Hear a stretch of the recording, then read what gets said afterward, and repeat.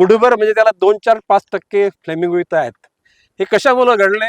त्या Ro-Ro service करता जी रस्ता निर्माण केला जो DPS हायस्कूलच्या जवळून, त्या ठिकाणी त्या रस्त्यामुळे या वॉटर बॉडीमध्ये येणारं पाणी थांबलं आणि ते पाणी थांबल्यामुळे, पाणी आटल्यामुळे या ठिकाणी फ्लेमिंगोचं येणं जाणं कमी झालं.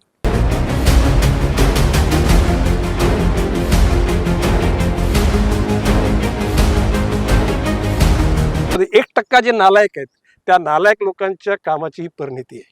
मी स्वतः ड्रायव्हिंग करेन ट्रेलरचं आणि मी पोकलेन पण मला ऑपरेट करता येतं. हा रस्ता तोडून टाकेन. या रस्ता करण्याकरता मँग्रोव्हचं एकूण कत्तल केली गेलेली आहे.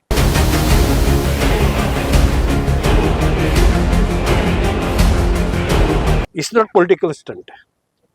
पॉलिटिकल स्टंट करायचं असतं तर निवडणुकीच्या अगोदर आलो असतो आणि मी स्टंट केला असता, पण आता निवडणूक झालेली आहे.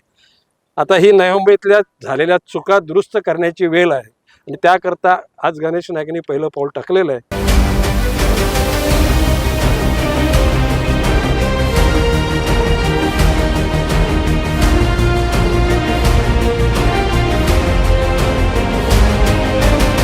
खरं म्हणजे बुद्धिवान माणसाला भविष्य काळामध्ये जरा काय काय घडणार आहे याची जाणीव असते ना, तर ह्याने जेटीचा हा अट्टास केलाच नसता. आणि तुम्ही कालांतराने बघाल भविष्य काळामध्ये ही रोरो सेवा सुरुवातच होणार नाही.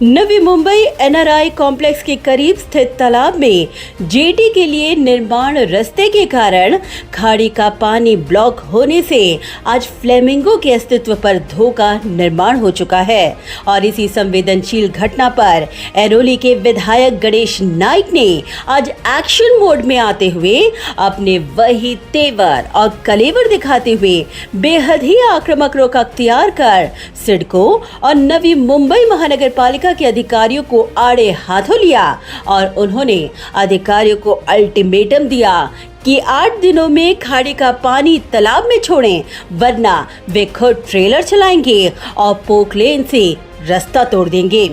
आरोप है कि रोरो सेवा के नाम पर जेटी का निर्माण किया गया, जिसके लिए इस रास्ते का निर्माण कर एक नियोजनबद्ध तरीके और षड्यंत्र के तहत खाड़ी का पानी लेक में जाने से रोका जा रहा है, ताकि इस लेक से फ्लेमिंगो का अस्तित्व खत्म हो जाए और नियोजनबद्ध तरीके से सिडको और नवी मुंबई महानगर पालिका के कुछ स्वार्थी अधिकारियों के षड्यंत्र के चलते यह भूखंड बिल्डरों को बेचा जा सके। हालांकि यहाँ के जागरूक नागरिकों की एक्टिव भूमिका और उनकी शिकायत पर आज विधायक गणेश नाइक ने सिडको, नवी मुंबई महानगर पालिका के अधिकारियों, वन विभाग और पुलिस अधिकारियों के साथ इस स्थल का दौरा किया और संपूर्ण स्थिति का बेहद ही बारीकी से जायजा लिया, जहां उनके साथ इस क्षेत्र का प्रतिनिधित्व करने वाली पूर्व नगर सेविका नेत्रा शिर्के, समाज सेवक Jayant Hudar, social activist BN Kumar,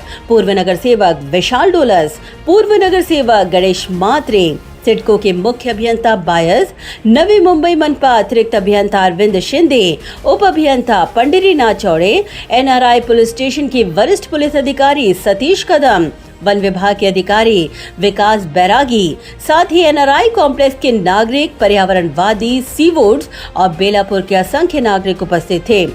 इस दौरान गणेश नाइक ने संपूर्ण स्थिति का जायजा लिया और मीडिया से बात करते हुए उन्होंने कड़े शब्दों में कहा कि अगर 8 दिनों में खाड़ी का पानी लेक में जाने के लिए रास्ता बनाया नहीं गया तो वे शांत नहीं बैठेंगे और पोकलेन से रास्ता तोड़ देंगे। कोणीतरी चांगल्या माणसानं फ्लेमिंगो सिटी म्हणून नाव दिलं गेलं. फ्लेमिंगो सिटी ह्या ज्या पाठीमागच्या वॉटर बॉडीमध्ये म्हणजे जिथं पाणी साठते त्या ठिकाणी हजारोच्या संख्येनं फ्लेमिंगो यायचे, त्याच्या परिणामी ह्याला फ्लेमिंगो सिटी नाव दिलं गेलं. माझी विनंती तुम्हाला आहे की तुम्ही या ठिकाणी पूर्वी भरलेलं संपूर्ण ही वॉटर बॉडी हे चित्र तुमच्या सोशल मीडियावर, प्रिंट मीडियावर, इलेक्ट्रॉनिक मीडियावर दाखवावं आणि त्याच्यानंतर आज जे चित्र आहे मुठभर म्हणजे त्याला 2-4-5% फ्लेमिंगो इथं आहेत. हे कशामुळे घडले? त्या रोरो सर्व्हिस करता जी रस्ता निर्माण केला जो DPS हायस्कूलच्या जवळून, त्या ठिकाणी त्या रस्त्यामुळे या वॉटर बॉडीमध्ये येणारं पाणी थांबलं आणि ते पाणी थांबल्यामुळे, पाणी आटल्यामुळे या ठिकाणी फ्लेमिंगोचं येणं जाणं कमी झालं. ही बाब आमच्या इथल्या नगरसेविका नेत्रा शिर्के, जयंत हुद्दार या दोन प्रमुख लोकांनी, नंतर मग NRI मधील जे काही जागृत नागरिक आहेत, ज्यांना पर्यावरणाशी पडलेले आहे, ज्यांना मँग्रोव्ह विषयी पडलेले आहे, ज्यांना फ्लेमिंगो पडले, त्या लोकांनी सुद्धा फार आक्रमक भूमिका घेतली आणि ते तर NGT कडे गेले. सिडकोच्या अधिकाऱ्यांचं, काही अधिकारी, मी सिडकोमध्ये 99% चांगले अधिकारी आहेत, महापालिकेत अधिकारी चांगले आहेत, फॉरेस्टमध्ये, पोलीसमध्ये, पण 1% जे नालायक आहेत, त्या नालायक लोकांच्या कामाची ही परिणिती आहे. आत्ताच मी 2 पोकलेन घेऊन आलोय आणि मी येईन त्यावेळेला, आणि नसेल तर मग त्यावेळेला ट्रेलरवर पोकलिंग घेऊन येईन. काय बोलतो मी स्वतः ड्रायव्हिंग करेन ट्रेलरचं आणि मी पोकलिंग पण मला ऑपरेट करता येतं. हा रास्ता तोड़ून टाकेन. गणेश नाइक ने अधिकारियों को रडार पर लेते हुए आदेश दिए कि पहले पोकलेन से उत्खनन करें और समुद्र का पानी लेक में आने दें. मी त्यांना सांगितले हा बंधारा, या बंधाऱ्याचं JCB द्वारे पोकलिनद्वारे उत्खनन करा आणि इकडचं म्हणजे समुद्राकडचं पाणी या पॉन्ड येऊ द्या आणि कालांतराने नंतर त्या ठिकाणी पाईप टाकून त्याच्यावर व्यवस्थित रस्ता बनवा.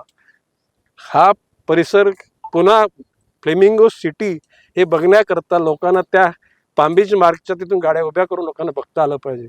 जनता और पंछियों के अस्तित्व के लिए मैदान पर उतरे गणेश नाइक ने कहा कि ये कोई उनका पॉलिटिकल स्टंट नहीं, बल्कि दूसरों की गई गलतियों को सुधारने के लिए उठाया गया आक्रामक कदम है.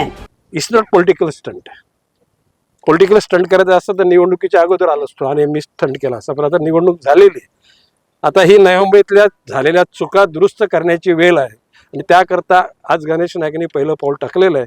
गणेश नाइक ने आरोप लगाया कि मैनग्रोव्स का बकायदा कत्ल कर इस रास्ते का निर्माण किया गया.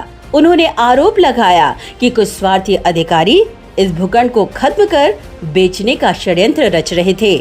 हा जो रस्ता निर्माण केलेला आहे, हा रस्ता मँग्रोव्हची डिव्हिजन करून केलेला आणि या रस्ता करण्याकरता मँग्रोव्हचं एकूण कत्तल केली गेलेली आहे. काही सिडकोच्या ज्यांच्या डोक्यात स्वार्थाच्या आणि वरिष्ठांची पाठ थोपटून ज्यांच्या वरिष्ठाकडून घ्यायच्या अशा कीड असलेल्या अधिकाऱ्यांच्या डोक्यात हा भूखंड आटल्यानंतर याची ऑक्शन करण्याचं त्यांच्या डोक्यात होतं अशी खबर मला आलेली आहे. गणेश नाइक ने कटाक्ष करते हुए कहा कि अटल सेतु का निर्माण हो चुका है.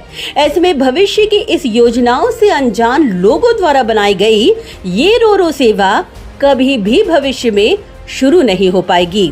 खरं म्हणजे बुद्धिवान माणसाला भविष्य कालामध्ये जरा काय काय घडणार आहे याची जाणीव असती ना, तर ह्याने जेटीचा हा अट्टास केलाच नसता. कुठल्या जेटीचा? रोरोचा.